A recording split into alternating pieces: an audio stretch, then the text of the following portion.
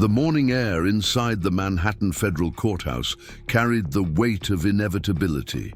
Pam Bondi adjusted her burgundy suit jacket as she stepped through the security checkpoint, her heels clicking against the polished marble floors with measured precision. The press had gathered like vultures outside, their cameras flashing through the towering glass windows. But she paid them no attention. Today wasn't about spectacle. Today was about something far more dangerous than headlines. Before we jump back in, tell us where you're tuning in from, and if this story touches you, make sure you're subscribed, because tomorrow I've saved something extra special for you. Judge Juan had made his intentions clear from the moment this case landed on his docket. 3 previous motions denied without explanation, evidence suppressed on technicalities that would make a first-year law student blush. Expert witnesses barred from testifying based on interpretations of procedure that existed nowhere in federal code. The pattern was unmistakable, calculated, and brazenly corrupt. But what Merchant didn't know was that Pam Bondi had spent the last 6 months documenting every irregularity, every suspicious ruling, every whispered conversation between his chambers and the plaintiff's legal team. She carried more than legal briefs in her leather portfolio today. She carried the ammunition to bring down one of the most protected judges in the Southern District of New York. The elevator doors opened on the 14th floor with a soft chime that seemed to echo like a warning bell. As Bondi walked down the corridor toward Courtroom 14A, she could feel the tension radiating from behind the closed doors. This wasn't just another high-profile case about corporate fraud. This was the moment when the mask would finally slip, when Juan Merchant's carefully constructed reputation would crumble under the weight of his own arrogance. She paused for just a moment outside the courtroom doors, her hand resting on the brass handle. Through the frosted glass, she could see shadows moving, hear the low murmur of voices preparing for battle. Somewhere in that room, Merchant was already seated behind his bench, no doubt rehearsing the performance he planned to deliver, the humiliation he thought he would inflict, the career he believed he could destroy with a few well-placed insults and procedural manipulations. What he didn't realize was that Pam Bondi had stopped playing defense months ago. Today, she would show him what it looked like when justice finally decided to fight back.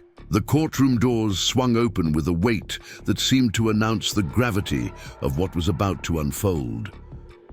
Courtroom 14A was packed beyond capacity.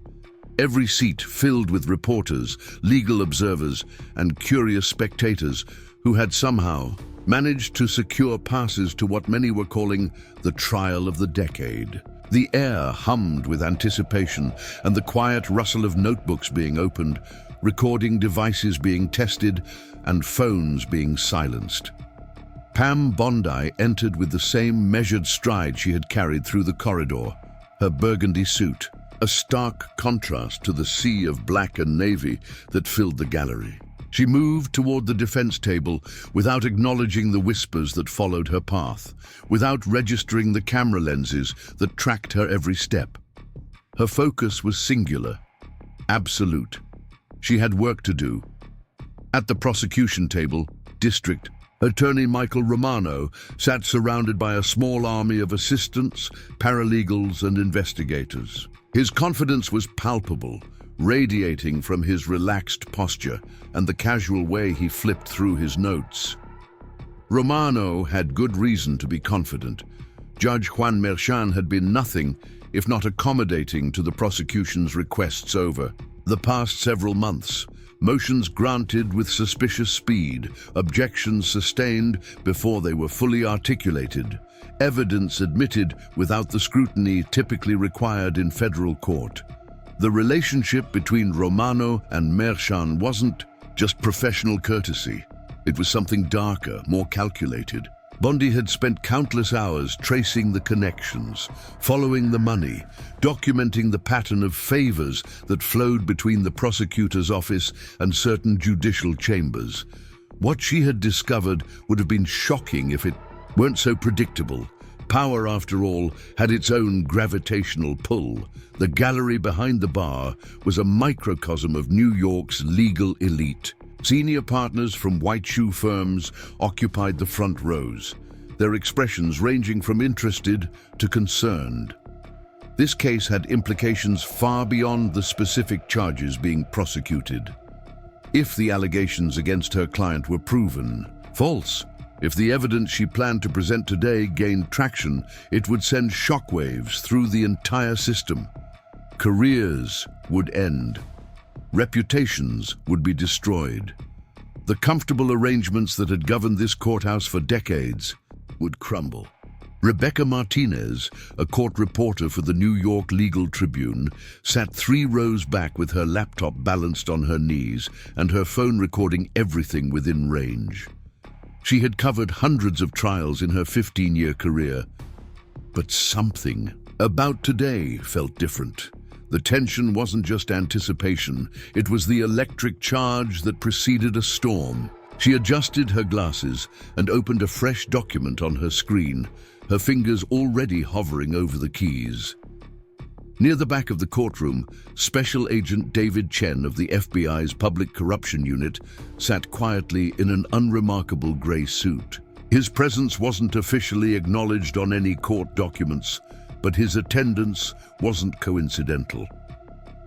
For months, federal investigators had been building a case against judicial corruption in the Southern District. Today's proceedings weren't just about the defendant sitting beside Pam Bondi. They were about the system itself. The bailiff, a weathered man named Thomas Kraft, who had worked this courthouse for over 20 years, stood at attention near the bench. Kraft had seen judges come and go, had witnessed the subtle shifts in power and influence that most observers missed. He had also seen Juan Merchan's transformation from a competent jurist to something far more troubling. The closed-door meetings that went on too long, the phone calls that were taken in chambers rather than openly, the way certain cases seemed to proceed along predetermined paths regardless of the evidence presented. At precisely 9:30 a.m., the side door to the left of the bench opened. Judge Juan Merchan emerged with the theatrical precision of a man who understood the power of entrance. His black robes flowed behind him as he moved toward the elevated bench, his expression stern and uncompromising. At 58 years old, Merchan carried himself with the authority of someone who had never been seriously challenged, never been forced to account for his decisions, never been made to feel the weight of accountability. His dark eyes swept the courtroom with practiced disdain, lingering for just a moment on the defense table where Pam Bondi sat with perfect posture, her hands folded calmly in front of her. Preparing and narrating this story took us a lot of time, so if you are enjoying it, subscribe to our channel. It means a lot to us. Now back to the story. There was no warmth in his gaze, no acknowledgement of professional courtesy. There was only the cold calculation of a predator sizing up prey he believed to be already wounded. Merchan took his seat behind the bench with deliberate slowness, adjusting his robes and arranging the papers before him with meticulous care. The routine was designed to emphasize his authority, to remind everyone in the room exactly who controlled the proceedings. He reached for his gavel, a polished piece of hardwood that had become an extension of his will, and brought it down once with a sharp crack that echoed through the chamber. "This court is now in session," Merchan announced, his voice carrying the weight of absolute authority. "The Honorable Juan Merchan presiding." He paused, letting the words settle over the room like a blanket. "We are here today to continue proceedings in the matter of the People versus Jonathan Sterling." The case itself was relatively straightforward on its surface. Jonathan Sterling, a prominent real estate developer, stood accused of bribing city officials to secure favorable zoning decisions for a series of luxury apartment complexes. The evidence against him appeared substantial. Financial records showing Suspicious payments, recorded conversations discussing quid pro quo arrangements, testimony from cooperating witnesses who claimed to have facilitated the corrupt transactions. But Pam Bondi had discovered something the prosecution hadn't counted. On her finding, the evidence against her client wasn't just circumstantial, it was fabricated. The recordings had been edited, the financial records had been manipulated, the witnesses had been coached to provide testimony that fit a predetermined narrative. And at the center of the conspiracy wasn't just an overzealous prosecutor seeking a high-profile conviction. It was a judge who had been paid handsomely to ensure that conviction was delivered. Merchan's gaze found the defense table again, and this time his expression shifted almost imperceptibly. There was something in Bondi's demeanor that unsettled him, a calm confidence that seemed out of place for someone whose client faced decades in federal prison. He'd expected to see fear, desperation, the frantic energy of a lawyer scrambling to save a case that couldn't be saved. Instead, he saw something far more dangerous. He saw preparation. "Counselor Bondi," Merchan said, his tone already carrying a note of condescension, "I trust you're prepared to proceed with your opening statement today. Though given the substantial evidence against your client, I'm curious what possible defense you could mount." The words hung in the air like a challenge. Around the courtroom, heads turned toward the defense table. In the gallery, Rebecca Martinez's fingers flew across her keyboard, capturing every nuance of the exchange. Special Agent Chen leaned forward slightly, his trained eye picking up the subtle signals that suggested this interaction had been planned, rehearsed, designed to humiliate. Pam Bondi rose slowly from her chair, her movement fluid and controlled. She smoothed her jacket once and stepped around the table, positioning herself where every person in the courtroom could see her clearly. When she spoke, her voice was level, professional, and completely unintimidated. "Your Honor," she began, "I am indeed prepared to proceed. In fact, I have been preparing for this moment for quite some time." There was something in her tone that made Merchan's confident expression flicker for just an instant. In the prosecution section, District Attorney Romano glanced up from his notes with sudden attention. Throughout the gallery, the quiet murmur of conversation stopped entirely. Bondi reached into her briefcase and withdrew a manila folder, thick with documents. She placed it gently on the table before her, but didn't open it immediately. Instead, she looked directly at Judge Merchan, her gaze steady and unwavering. "Before we begin with opening statements," she continued, "I believe there are some preliminary matters that require the court's attention, matters that go to the very heart of these proceedings and the integrity of this courtroom." Merchan's jaw tightened almost imperceptibly. "Ms. Bondi, this court operates on a schedule. If you have procedural motions to file, they should have been submitted in advance through proper channels." "Oh, they were, Your Honor," Bondi replied smoothly. "3 separate motions over the past 6 weeks, all denied without explanation, all dealing with evidence that the prosecution has failed to authenticate properly, all concerning irregularities that any competent court would investigate thoroughly before proceeding to trial." The word competent landed like a physical blow.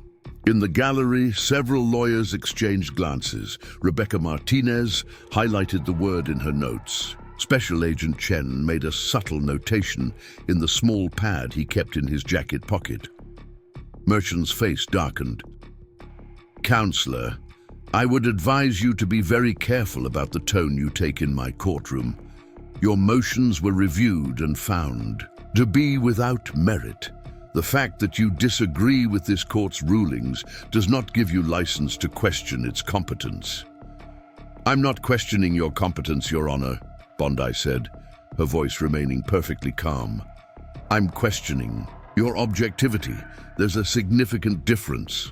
The courtroom erupted in a low buzz of conversation. Bailiff Kraft took a step forward, his hand moving instinctively toward the radio clipped to his belt. In the prosecution section, Romano and his team sat frozen, unsure whether to object or simply watch the confrontation unfold. Merchant brought his gavel down hard, the crack echoing through the chamber like a gunshot. "Order!" he shouted, his composure beginning to slip. "Ms. Bondi, you are dangerously close to contempt of court. I suggest you reconsider your approach." But Pam Bondi didn't flinch. If anything, her posture became more confident, more assured. She had crossed the line deliberately, calculated the risk, and decided it was worth taking, because what she was about to reveal would make contempt charges seem insignificant by comparison. "Your Honor," she said, her voice cutting through the tension like a blade, "I have evidence that will show this court has been compromised from the beginning. Evidence that calls into question not just this case, but your fitness to serve on the federal bench." The silence that followed was absolute. Not a page turned, not a breath taken, not a camera clicked. Even the air conditioning seemed to pause, in anticipation of what would come next. Judge Juan stared down at Pam Bondi with something approaching disbelief. In 23 years on the bench, no attorney had ever dared to challenge him so directly, so publicly, so completely. His hands gripped the edges of his desk with white-knuckled intensity as he struggled to maintain the facade of judicial authority that had protected him for so long. "Ms. Bondi," he said, his voice low and dangerous, "you will withdraw that statement immediately, or I will hold you in contempt and have you removed from this courtroom." Laissez. Bondi opened the manila folder and withdrew a single sheet of paper. She held it up so that everyone in the courtroom could see the official seal at the top. "This is a motion for judicial recusal based on conflict of interest and prosecutorial misconduct. It's supported by 47 pages of documentation, including financial records, communication logs, and sworn affidavits from 3 federal investigators." The courtroom exploded. Reporters shouted questions. Cameras flashed despite the prohibition against photography. In the prosecution section, Romano was frantically whispering to his assistants while reaching for his phone. Bailiff Kraft stepped forward, but Merchant waved him back with a sharp gesture. "I said order!" Merchant roared, his gavel coming down. Repeatedly, "I will clear this courtroom if necessary." But the damage was done. The facade had cracked, and through that crack the light was beginning to pour in. In the back of the room, Special Agent Chen was already reaching for his secure phone, preparing to make a call that would set in motion events that had been planned for months. Pam Bondi stood calmly in the center of the storm, the manila folder still in her hands, her expression serene. She had fired the first shot in a war that Juan Merchant didn't even know he was fighting, and as the chaos swirled around her, she began to smile. The real battle was just beginning. As the courtroom gradually settled under Merchant's repeated gavel strikes, a new tension filled the air. This wasn't the anticipation of a standard legal proceeding anymore. This was the electric charge that preceded a complete institutional collapse. Merchant's face had flushed red beneath his judicial robes, and sweat glistened on his forehead, despite the air conditioning that kept the courtroom at a steady 68 degrees.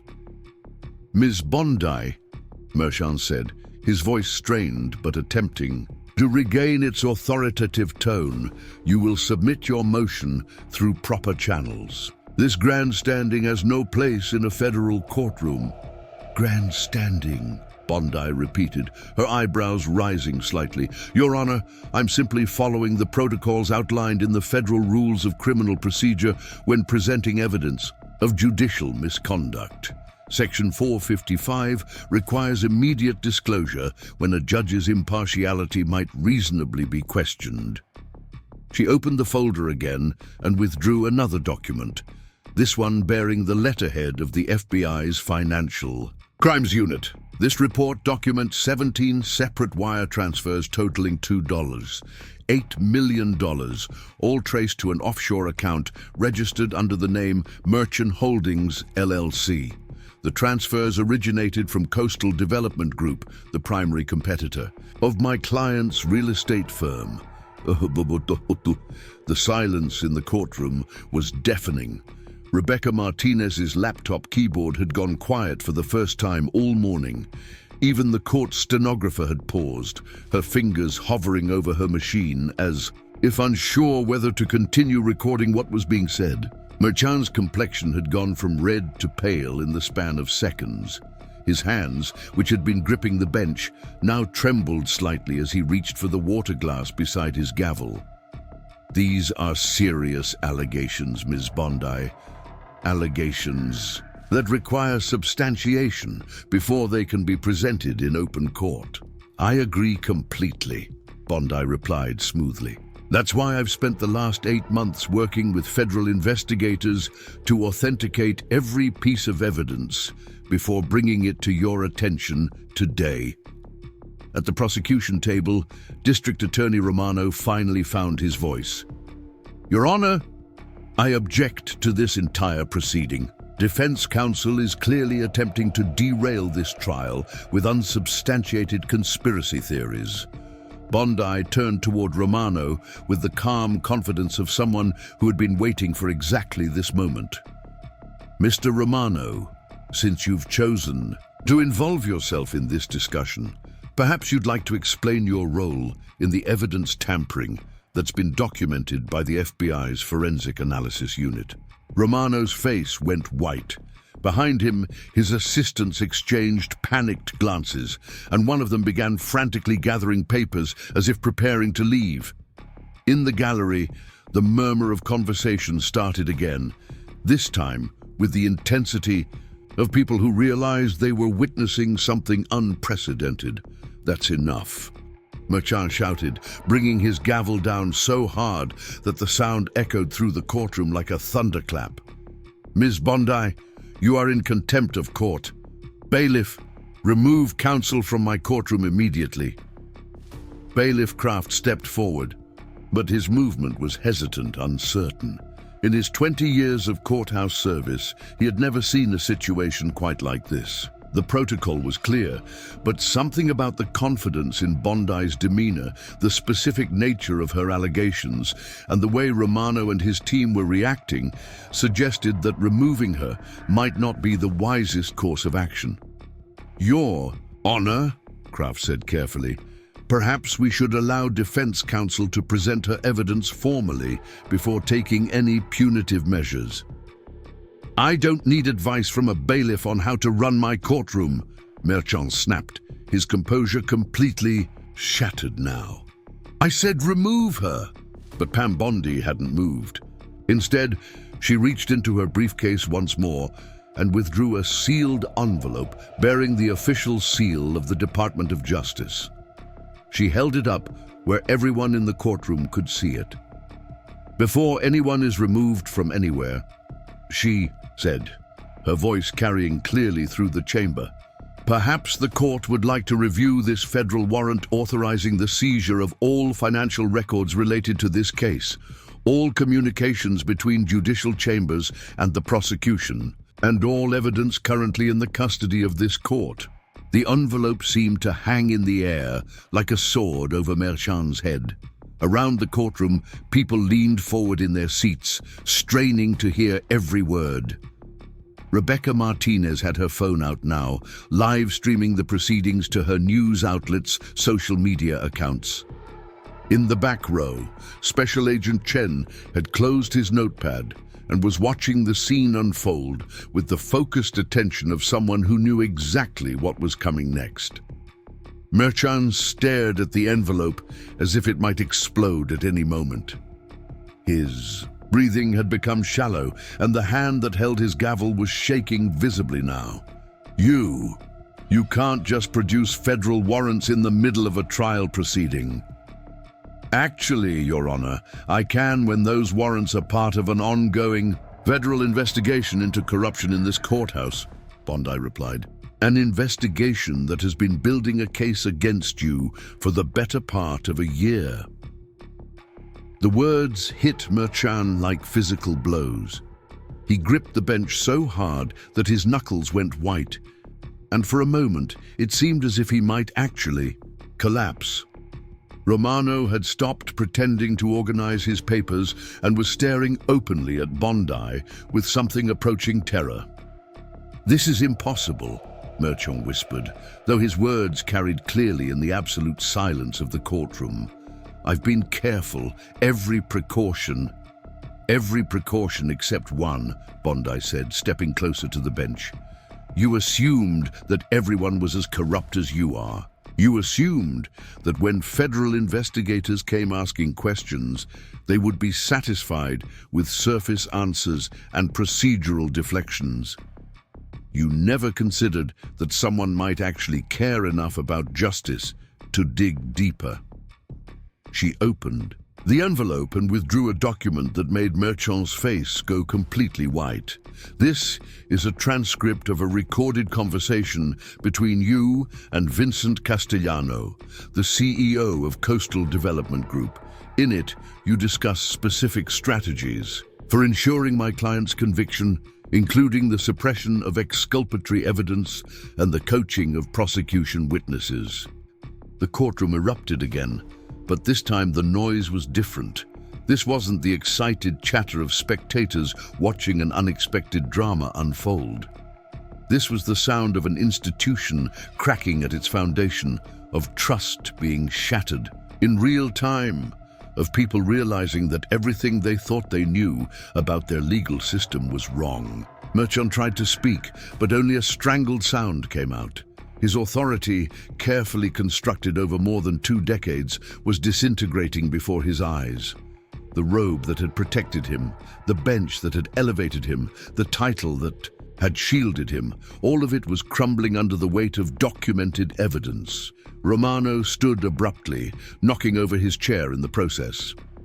"Your Honor, I request an immediate recess to consult with my supervisors about these allegations." "Denied," Bondi said before Merchan could respond. "Mr. Romano, you're not in a position to request anything at this point. According to FBI surveillance logs, you've been aware of Judge Merchan's financial arrangements with Coastal Development for at least 6 months. That makes you an active participant in a conspiracy to obstruct justice." The prosecutor's legs seemed to give out, and he sank back into his overturned chair with a look of complete defeat. His assistants had abandoned any pretense of professional composure and were whispering frantically among themselves, some of them already reaching for their phones to call attorneys of their own. In the gallery, Rebecca Martinez was providing live commentary to her viewers, her voice barely controlled as she described what she was witnessing. "Ladies and gentlemen, we are watching the complete collapse of a federal courtroom. Judge Juan, who has presided over some of the most high-profile cases in the Southern District of New York, appears to be facing credible allegations of bribery and corruption. This is unprecedented in modern American legal history." Special Agent Chen had stood and was making his way quietly toward the front of the courtroom, his credentials already in his hand. Other federal agents, who had been positioned discreetly throughout the gallery, were beginning to move as well. The net that had been carefully constructed over months of investigation was finally closing. Merchan seemed to realize what was happening. His eyes darted around the courtroom, taking in the agents, the recording devices, the faces of people who had once shown him deference and now looked at him with disgust. "This is a setup," he said, his voice cracking. "This whole thing is a coordinated attack on the integrity of the federal judiciary." Pam Bondi's response was swift and devastating. "Your Honor, the only attack on the integrity of the federal judiciary has come from you. Every bribe you accepted, every case you fixed, every family you destroyed with corrupt verdicts, that was your attack on justice. Today is just the day justice finally fought back." "Lie." The words echoed through the courtroom like a final judgment.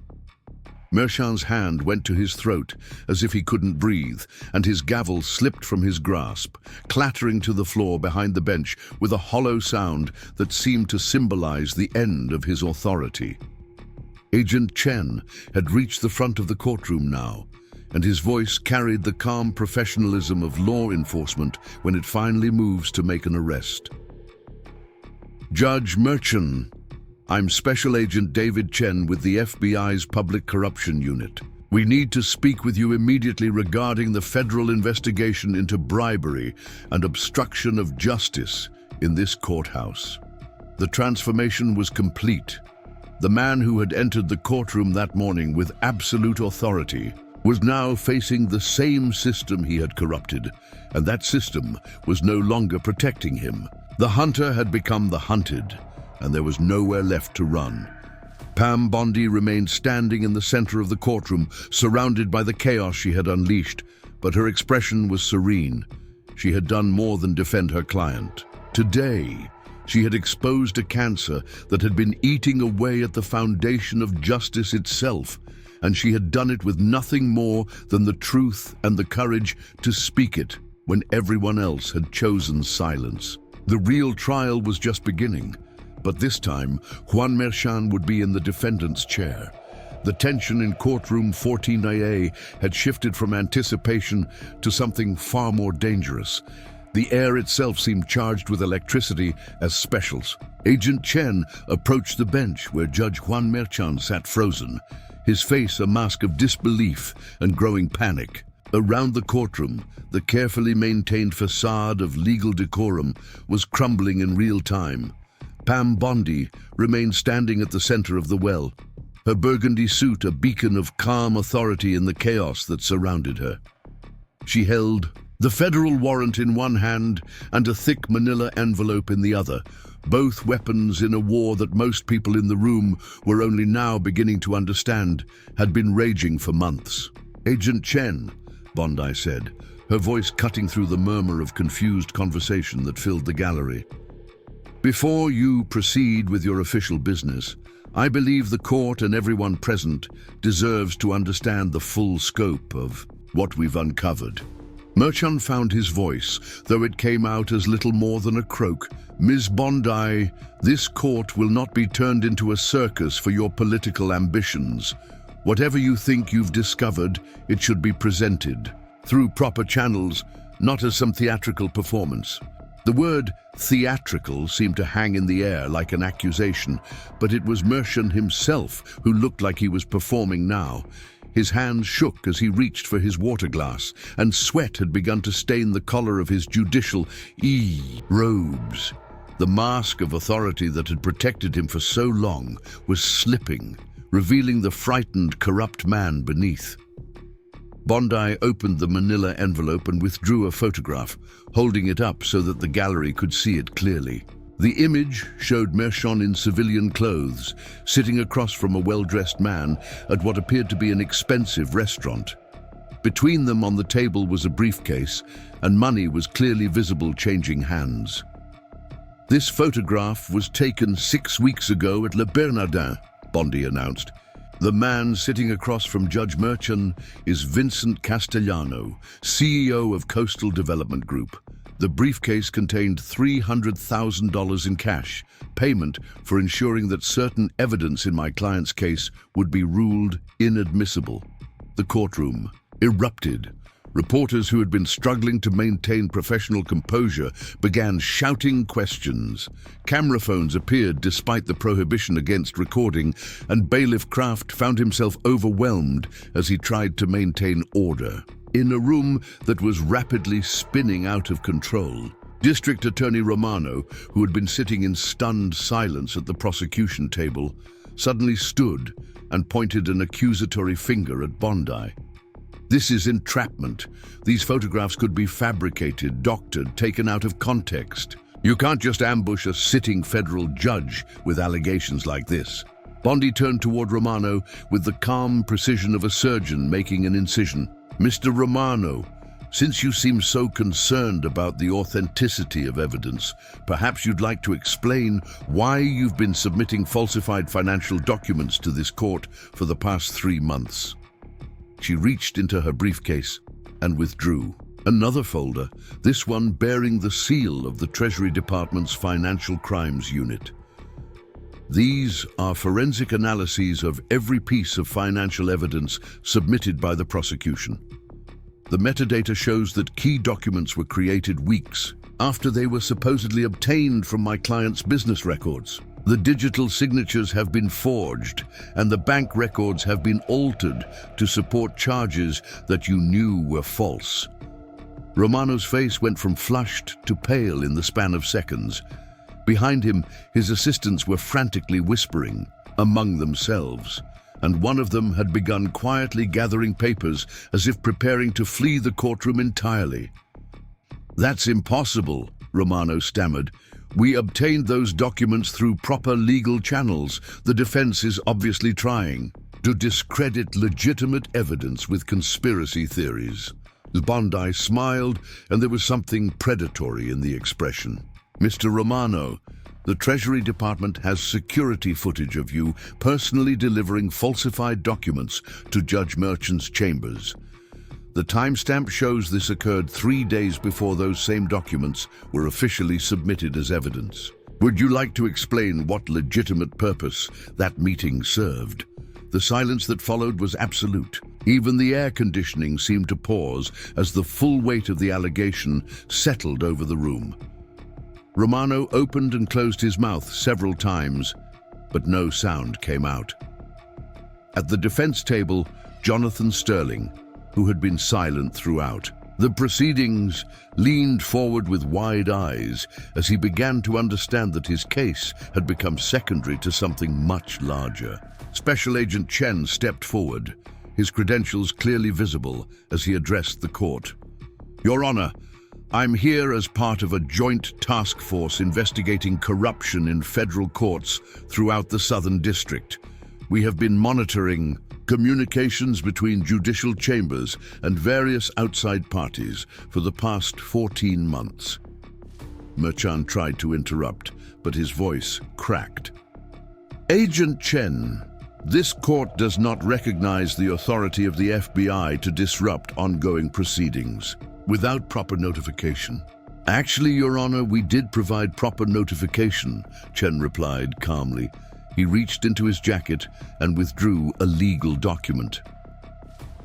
"This is a copy of a federal warrant served to the administrative office of the court 6 weeks ago. It authorizes surveillance of all communications, financial transactions, and meetings involving judges suspected of accepting bribes or engaging in other corrupt activities." The document seemed to float through the air as Chen handed it to the court clerk, who accepted it with trembling hands. The woman's face had gone pale as she realized that her own communications and activities would have been under scrutiny. As well, Bondi seized the moment. "Agent Chen, would you please tell the court what your investigation has revealed about the relationship between Judge Merchant and Coastal Development Group?" Chen nodded and opened a tablet, scrolling through what appeared to be an extensive file. "Our investigation has documented 17 separate meetings between Judge Merchant and representatives of Coastal Development Group over the past 8 months. These meetings occurred at various locations throughout Manhattan, always outside of official court business hours, and always involved the exchange of cash payments." He looked up from the tablet, his gaze settling on Merchant.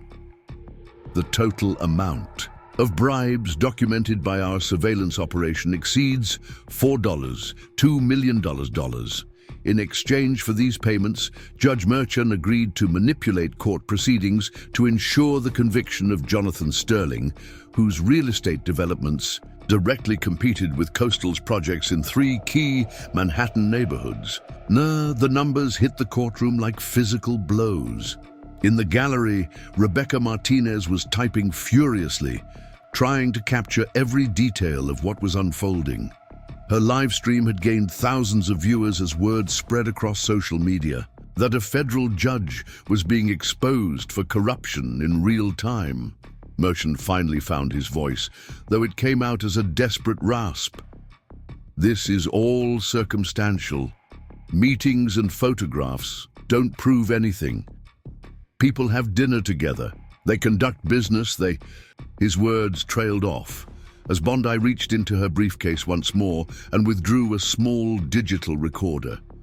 The device was no larger than a smartphone, but it seemed to radiate menace as she placed it on the table before her. "Your Honor," Bondi said, her voice carrying clearly through the stunned silence, "this recording device was placed in Vincent Castellano's briefcase during his meeting with you last week. It captured 43 minutes of conversation in which you explicitly discussed strategies for ensuring my client's conviction, including specific jury instructions you planned to give and evidence you intended to suppress." Merchant's face had gone completely white. His hands gripped the edge of the bench so tightly that his knuckles were stark against his pale skin. You can't record private conversations without a warrant. That's illegal surveillance." Agent Chen stepped forward again. "Actually, Mr. Castellano has been cooperating with our investigation for the past 2 months. He agreed to wear recording devices during his meetings with you as part of a plea agreement related to his own criminal activities. Every conversation was legally obtained with proper authorization." The revelation hit the courtroom like a thunderclap. Merchant's mouth fell open as he realized the full scope of his exposure. He hadn't just been caught taking bribes. He had been systematically recorded discussing the details of his corruption with someone who was already working with federal investigators. Romano, meanwhile, had sunk into his chair as if the weight of the revelations was physically crushing him. His assistants had abandoned any pretense of loyalty and were quietly moving toward the exits, leaving him alone at the prosecution table to face the consequences of his participation in the conspiracy. Bondi activated the recording device, and Merchant's own voice filled the courtroom. The quality was crystal clear, leaving no doubt about the identity of the speakers or the content of their conversation. "The Sterling case needs to be wrapped up quickly," Merchant's recorded voice said. "I can't keep delaying indefinitely without raising suspicions. Bondi is asking too many questions about the evidence." Castellano's voice responded, equally clear. "We need a conviction, Juan. My investors are getting nervous about Sterling's project in Midtown. If he's not out of the picture soon, our development timeline gets pushed back by at least 18 months. "Don't worry about it," Merchant replied. "I've already decided which evidence gets admitted and which gets suppressed. Bondi can file all the motions she wants. I'm not changing my rulings." The recording continued for several more minutes, with Merchant discussing specific strategies for manipulating jury instructions, suppressing exculpatory evidence, and ensuring that Sterling would be convicted regardless of the actual facts of the case. By the time Bondi stopped the playback, the silence in the courtroom was deafening. Merchant sat behind the bench like a broken man, his authority completely shattered. The robe that had once symbolized impartial justice now hung on him like a costume from a play that had ended badly. His breathing was shallow and rapid, and his eyes darted around the courtroom as if searching for an escape route that didn't exist. "Your Honor," Bondi said, her voice gentle but implacable, "do you have any response to what we've just heard?" Merchant tried to speak, but only a strangled sound came out. He reached for his water glass with a shaking hand, but it slipped from his grasp and shattered on the floor behind the bench. The sound of breaking glass seemed to echo through the chamber like a final judgment. Agent Chen stepped closer to the bench, his movement deliberate and professional. "Judge Merchant, under Title 18 of the United States Code, Section 201, you are under investigation for bribery of a public official. Under Section 1941, you are also under investigation for mail fraud related to the falsification of court documents. I need to advise you that anything you say from this point forward may be used as evidence in criminal proceedings against you. The words had the finality of a death sentence. Around the courtroom, people were beginning to understand that they weren't just witnessing a dramatic legal proceeding. They were watching the complete destruction of a federal judge's career and the exposure of a corruption scheme that had infected the very heart of the justice system. Rebecca Martinez spoke quietly into her phone, providing running commentary to her viewers. What we're seeing here is unprecedented in American legal history. A sitting federal judge is being confronted with evidence of systematic corruption, while presiding over a case that was apparently fixed from the beginning. The implications for the federal court system are staggering. In the gallery, other reporters were frantically calling their newsrooms, trying to convey the magnitude of what was unfolding. Legal observers who had seen thousands of trials over their careers sat in stunned silence, knowing that they would never witness anything like this again. Bondi looked around the courtroom, taking in the faces of people who were struggling to process what they had just heard. When she spoke again, her voice carried the weight of absolute moral authority. Ladies and gentlemen, what you have witnessed today is not just the exposure of one corrupt judge or one tainted case. What you have seen is evidence of a systematic breakdown in the integrity of our federal court system. Judge Merchan's corruption didn't happen in a vacuum. It was enabled by prosecutors who looked the other way, court staff who asked no questions, and a culture of deference that placed the protection of institutional authority above the pursuit of justice. She turned back toward Merchan, who was still sitting in stunned silence behind the bench. Your Honor, you have spent months trying to humiliate me in this courtroom. You have questioned my competence, my integrity, and my fitness to practice law. You have done everything in your power to ensure that my client would be convicted of crimes you knew he didn't commit. And you did it all for money. Merchan finally found his voice, though it came out as little more than a whisper. Ms. Bondi, this is all a misunderstanding. The recordings are taken out of context. The meetings with Castellano were legitimate business discussions. Bondi's response was swift and devastating. Your Honor, the only misunderstanding here is your belief that you would never be held accountable for your actions. You forgot that justice is not just an abstract concept, it's a living principle that demands defenders, even when those defenders face overwhelming odds.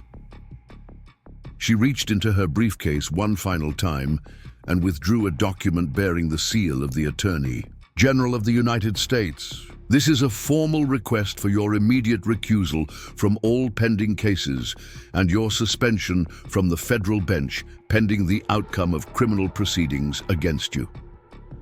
The document seemed to hang in the air between them, a final symbol of Merchan's complete downfall.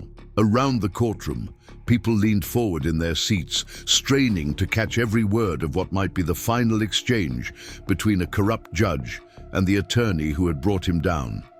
Merchan stared at the document as if it might disappear. If he looked at it long enough, when he finally spoke, his voice was barely audible. This will destroy everything. My career, my reputation, my family. Bondi's response was immediate and unflinching.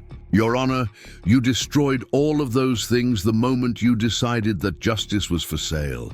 I'm just making sure that everyone knows it.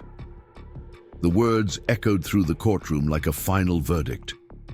Outside, the first news trucks were already arriving as word spread that something extraordinary was happening in Courtroom 14A.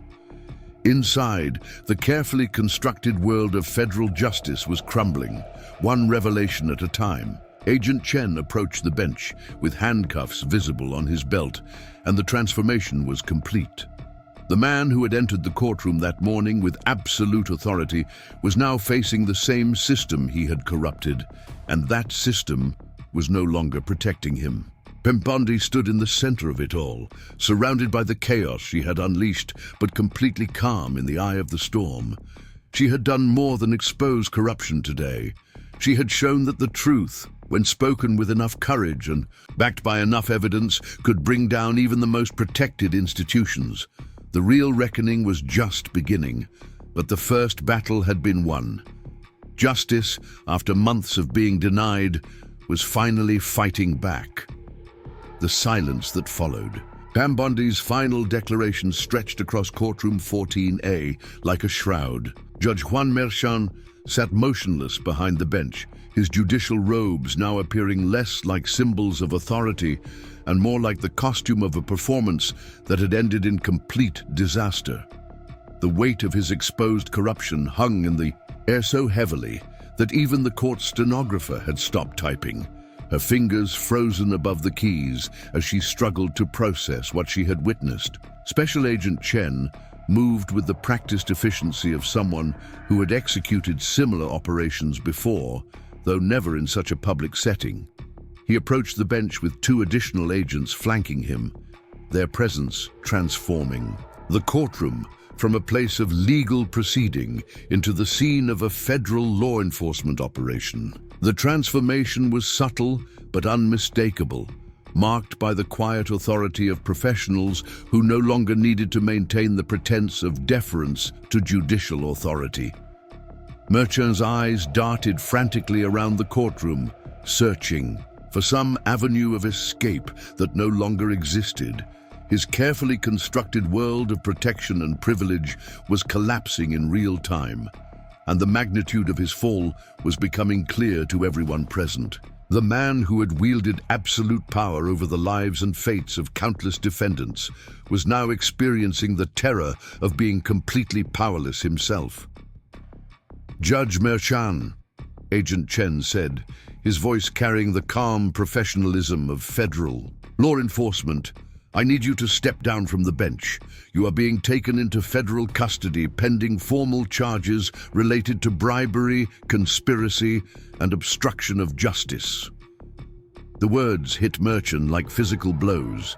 His face, already pale from the shock of exposure, seemed to lose what little color remained. His hands, which had gripped his gavel with such authority just hours before, now trembled visibly as he attempted to stand. The simple act of rising from his chair seemed to require enormous effort, as if the weight of his crimes was literally pulling him down. Bailiff Thomas Kraft, who had served in Courtroom 14A for over 2 decades, stood at attention near the side of the bench. His expression was unreadable, but his posture suggested a man grappling with the complete upending of everything he had believed about the institution he served. Throughout his career, he had been the enforcer of judicial authority, the physical embodiment of the court's power to maintain order. Now he was witnessing that same authority being stripped away by the very system it had claimed to represent. In the gallery, the atmosphere had shifted from stunned silence to electric anticipation. Rebecca Martinez, who had been providing live coverage throughout the proceedings, spoke quietly into her recording device as she documented what was likely the most significant courtroom drama in decades. Her voice carried a mixture of professional excitement and genuine disbelief as she tried to convey the historic nature of what was unfolding before her eyes. "What we are witnessing," she whispered to her audience, "is the complete collapse of judicial authority in real time." Judge Juan, who has presided over some of the most high-profile federal cases in New York, is being arrested in his own courtroom on charges of systematic corruption. The implications for the federal court system cannot be overstated. District Attorney Michael Romano remained seated at the prosecution table, but his posture had changed dramatically since the beginning of the proceedings.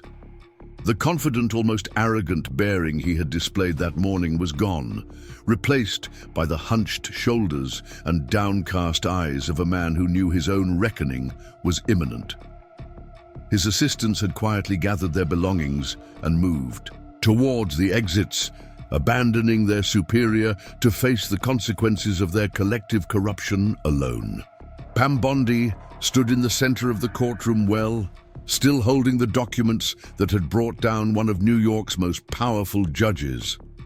Her burgundy suit remained impeccable despite the chaos surrounding her, and her expression showed neither triumph nor vindication. Instead, there was something deeper in her eyes, a satisfaction that came not from personal victory, but from the restoration of something that had been lost.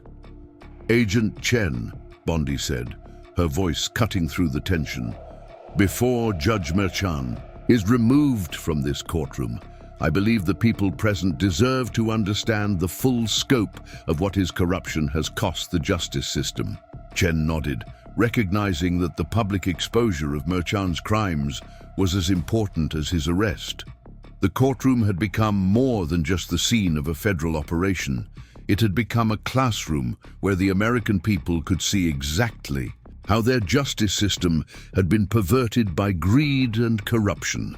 Bondi opened another folder and withdrew a document that bore the letterhead of the Federal Public Defender's Office. Over the past 18 months, Judge Merchan has presided over 47 criminal cases.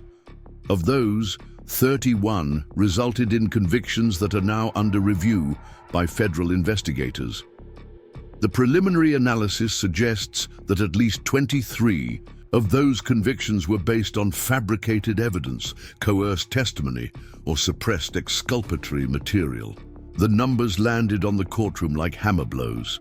In the gallery, family members of defendants who had appeared before Merchan began to lean forward, hope and anguish mixing in their expressions as they realized that their loved ones might have been victims of systematic judicial corruption. An elderly woman in the third row stood suddenly, her voice trembling with emotion. "My son was convicted in this courtroom 8 months ago. He swore he was innocent, but we believed in the system. We trusted that a federal judge would be fair." Tears streamed down her face as she looked toward Merchan, who couldn't meet her gaze. "How many families have you destroyed for money?" The question hung in the air, like an accusation that demanded an answer. But Merchan remained silent.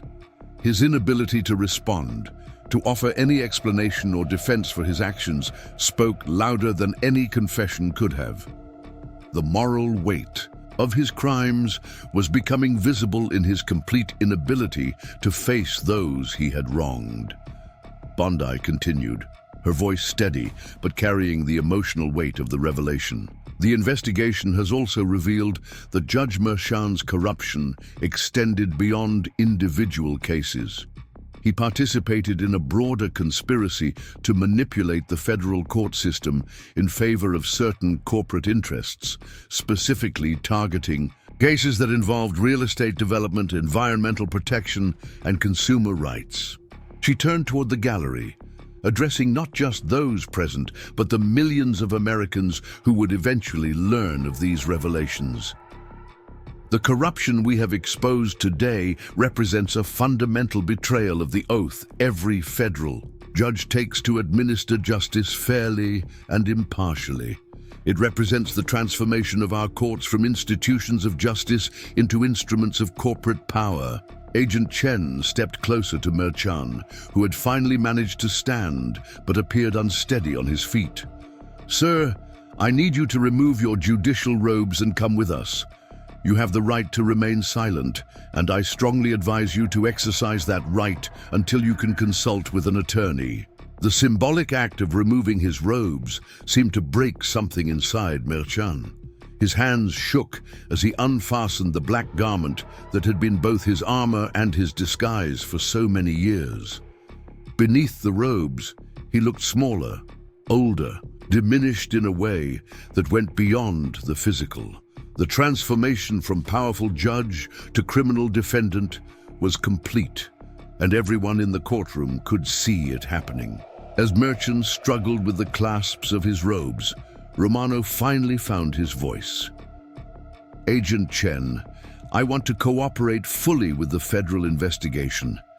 I have information about other cases, other judges, other arrangements that the Justice Department needs to know about." The admission sent a ripple of shock through the courtroom. Romano's willingness to cooperate suggested that the corruption exposed in Courtroom 14A was not an isolated incident, but part of a broader pattern of judicial misconduct that might extend throughout the federal court system. Chen nodded toward Romano. "Mr. Romano, you'll have the opportunity to discuss cooperation once you've been formally processed and have legal representation. For now, you should consider yourself a subject of this investigation." The prosecutor's face went white as he realized that his attempt at cooperation had been acknowledgement of his own criminal liability. His career, like Merchant's, was effectively over, destroyed by the same corruption that had once seemed to offer them power and financial reward. Bondi approached the bench where Merchant stood, no longer elevated above the courtroom, but at the same level as everyone else. When she spoke, her voice was quiet but carried clearly through the chamber. "Your Honor, for months you questioned my competence, my integrity, and my fitness to practice law in your courtroom. You used your position to humiliate me and to deny my client the fair trial guaranteed by the Constitution." Merchant finally looked at her, and for a moment their eyes met. In his gaze, she saw not the arrogance and contempt that had characterized their previous interactions, but something approaching recognition of the magnitude of his fall. "You forgot," Bondi continued, "that justice is not about the power of the person wearing the robes. It's about the principles those robes are supposed to represent. When you perverted those principles for personal gain, you didn't just betray your oath.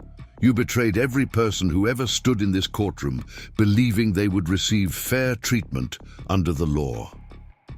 Merchant opened his mouth as if to respond, but no words came. The weight of his crimes had apparently robbed him of the ability to speak, leaving him as silent as the justice he had corrupted for so long. Agent Chen placed handcuffs on Merchant's wrists with professional efficiency, the metallic click echoing through the courtroom like a final verdict. The man who had once commanded absolute authority in this chamber was now subject to the same system of justice he had betrayed, and that system was no longer offering him protection. As the agents began to escort Merchant toward the courtroom doors, Bondi raised her voice one final time. "The exposure of Judge Merchant's corruption is not the end of this story. It's the beginning of a comprehensive review of every case he touched, every ruling he made, every life he affected through his criminal actions. Justice delayed is not justice denied when the delay serves the cause of truth." The courtroom doors opened, and news cameras immediately began flashing as Merchant was led into the hallway. The image of a federal judge in handcuffs would be broadcast around the world within minutes, becoming a symbol of both the vulnerability of American institutions to corruption and their capacity for self-correction when that corruption was finally exposed. Inside the courtroom, the aftermath of the dramatic proceedings began to settle over those who remained. Court staff members huddled together, whispering about the implications for their own careers and the future of the courthouse. Reporters frantically typed stories that would dominate news cycles for weeks to come. Legal observers sat in stunned silence, trying to process the magnitude of what they had witnessed. Jonathan Sterling, Bondi's client, whose case had triggered this entire exposure, approached her with tears in his eyes. "Miss Bondi, I don't know how to thank you. I was facing 20 years in prison for crimes I didn't commit, and now..." Bondi placed a gentle hand on his shoulder. "Mr. Sterling, you don't need to thank me. What happened here today wasn't about saving one person from wrongful conviction. It was about saving the integrity of the system itself. Your case was just the key that unlocked a much larger door. She turned to address the remaining occupants of the courtroom, her voice carrying the authority that Mershan had lost forever. To everyone who witnessed what happened here today, I want you to remember that corruption thrives in darkness and dies in the light. The only reason Judge Mershan's crimes were exposed is because people were willing to dig deeper, ask harder questions, and refuse to accept that institutional authority is more important than institutional integrity. Special Agent Chen returned to the courtroom after ensuring that Mershan was secured in federal custody. He approached Bondi with a document in his hand, official paperwork that would formally suspend all proceedings in cases where Mershan's corruption might have affected the outcome. "Ms. Bondi," Chen said, "the Justice Department will be conducting a comprehensive review of every case Judge Mershan handled over the past 5 years. We'll need your cooperation in identifying patterns of corruption that might help us understand the full scope of the conspiracy." Bondi nodded, already mentally preparing for the months of work that lay ahead. The exposure of Mershan's corruption was just the beginning of a process that would ultimately touch hundreds of cases and thousands of lives. The road to justice was often long and difficult, but today had proven that it was not impossible. Rebecca Martinez approached Bondi as the courtroom began to empty, her professional demeanor barely containing her excitement at having witnessed such a historic moment. "Ms. Bondi, can you comment on what this means for the federal court system and for public confidence in judicial integrity?" Bondi considered the question carefully before responding. "What happened here today proves that no one is above the law, not even those who are sworn to uphold it. Judge Mershan's corruption was a cancer in the justice system, but the fact that it was exposed and punished shows that the system still has the capacity to heal itself." She paused, looking around the now nearly empty courtroom. "The real test will be whether we learn from this experience and put in place safeguards to prevent future corruption, or whether we simply move on and hope it doesn't happen again." As the last of the spectators filed out of courtroom 14A, Bondi gathered her documents and placed them carefully in her briefcase. The manila folders that had contained the evidence of Mershan's corruption now seemed almost ordinary, their explosive contents having served their purpose in bringing down one of New York's most powerful judges. The afternoon sun streamed through the tall windows of the courthouse, casting long shadows across the empty benches where so many people had sat that morning, expecting to witness a routine legal proceeding. Instead, they had seen the complete transformation of the American justice system's understanding of its own vulnerability to corruption and its capacity for self-correction. Outside the courthouse, news vans lined the street as reporters prepared their coverage of the day's events. The story would dominate headlines for weeks, sparking congressional investigations, judicial reforms, and a national conversation about the integrity of the federal court system. But inside courtroom 14A, silence had returned, broken only by the quiet footsteps of cleaning staff, preparing the chamber for whatever cases would follow. The bench where Judge Juan Mershan had sat that morning was empty now, its elevated position no longer a symbol of authority, but a reminder of how far someone could fall when they betrayed the trust placed in them. The gavel that had once commanded respect now sat unused, waiting for a judge who would hopefully understand that true judicial power comes not from the ability to silence opposition, but from the commitment to seek truth regardless of the consequences. Pam Bondi walked slowly toward the courtroom doors, her heels clicking against the marble floor with the same measured precision she had displayed throughout the day. Her burgundy suit remained impeccable, her posture straight and confident, but there was something different about her now. She had entered the courtroom that morning as a defense attorney fighting against seemingly impossible odds. She was leaving as something more, a symbol of the principle that justice, when it finally speaks, speaks with a voice that cannot be silenced. The heavy doors of Courtroom 14A closed behind her with a final, resonant thud that seemed to echo through the entire courthouse. The sound carried the weight of justice delayed but not denied, of corruption exposed and punished, of a system that had bent nearly to the breaking point but had ultimately proven strong enough to police itself.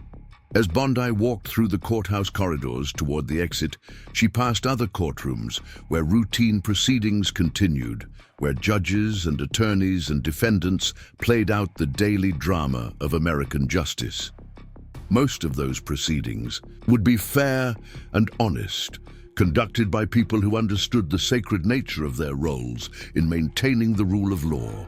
But some would not, and the events in Courtroom 14A had served notice that corruption, no matter how well protected or carefully hidden, would eventually face the light of exposure. The security checkpoint where Bondi had entered that morning now seemed like a portal between two different worlds. On one side was the world where Judge Juan had wielded corrupt authority with impunity, where justice was a commodity to be bought and sold, where the integrity of the federal court system was under constant assault from those sworn to protect it. On the other side was a world where accountability was possible, where truth could triumph over power, where the courage of individuals could spark institutional reform. Pam Bondi stepped through that portal and into the afternoon sunlight, where reporters waited with cameras and questions about the historic events they had witnessed. But she had said everything that needed to be said inside Courtroom 14A.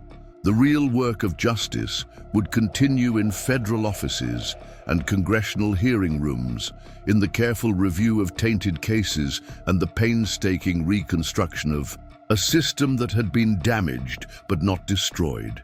The courthouse behind her stood as a monument to both the fragility and the resilience of American justice. Its marble columns and soaring architecture proclaimed the nobility of the law, while the events of the day had demonstrated how easily that nobility could be corrupted by human greed and how difficult it could be to restore once it was lost.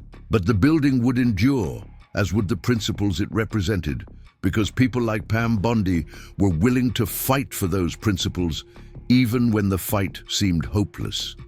As the news vans began to pull away from the courthouse and the crowds of onlookers dispersed, the immediate drama of the day gave way to the longer, quieter work of institutional reform. The exposure of Judge Juan Merchan's corruption would trigger investigations that would last for months, trials that would extend for years, and reforms that would hopefully prevent similar corruption for decades to come. But the most important legacy of what happened in Courtroom 14A would not be found in new regulations or oversight mechanisms. It would be found in the reminder that justice, no matter how long delayed or how thoroughly corrupted, could still be restored by individuals with the courage to speak truth to power and the determination to see that truth prevail. The sun was setting over Manhattan as Pam Bondi finally left the courthouse complex, but the light of justice that had been rekindled in Courtroom 14A would continue to shine long after the headlines faded and the news cycles moved on to other stories. Justice had been tested, justice had been threatened, but ultimately justice had prevailed. Up next, you've got two more standout stories right on your screen. If this one hit the mark, you won't want to pass these up. Just click and check them out.